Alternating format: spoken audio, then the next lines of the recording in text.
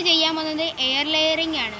അതിന് വേണ്ട സാധനങ്ങൾ പായൽ, ചാണകപ്പൊടി, മണ്ണ്, പിന്നെ ഒരു പ്ലാസ്റ്റിക് ഷീറ്റും പിന്നെ ഒരു ചണവും പിന്നെ ഒരു ബ്ലേഡുമാണ് നമുക്ക് വേണ്ടത്. ഞാൻ ഈ അരളിയുടെ തൊലി ബ്ലേഡ് വെച്ച് മുറിച്ചെടുത്തിട്ടുണ്ട്. ലെയറിംഗ് ചെയ്യുമ്പോൾ അതിൻ്റെ മെയിൻ തണ്ട് തന്നെ നോക്കി ചെയ്യേണ്ടതാണ്. ചാണകപ്പൊടിയും മണ്ണും പായലും ചേർത്ത് നന്നായി മിക്സ് ചെയ്യുക. എന്നിട്ട് അതൊരു പ്ലാസ്റ്റിക് ഷീറ്റിൽ വെക്കുക. നമ്മളിപ്പോൾ മിക്സ് ചെയ്ത സാധനം ഈ തൊലി മുറിച്ച് മാറ്റിയ ഭാഗത്തോട്ട് ഇങ്ങനെ വെച്ച് പൊതിയണം.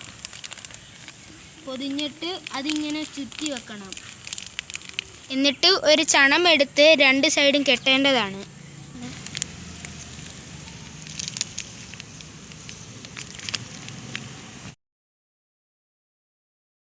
അതുപോലെ രണ്ട് വശവും കെട്ടേണ്ടതാണ്.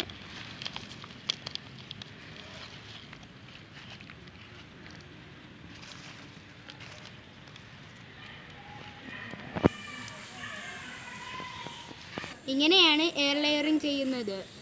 ഈ തണ്ടിൽ വേര് വരാൻ ഏകദേശം 2 മാസത്തോളം എടുക്കും. അതുകൊണ്ട് 2 മാസത്തിന് ശേഷം ഇതിൻ്റെ രണ്ടാം ഭാഗം അപ്ലോഡ് ചെയ്യുന്നതായിരിക്കും.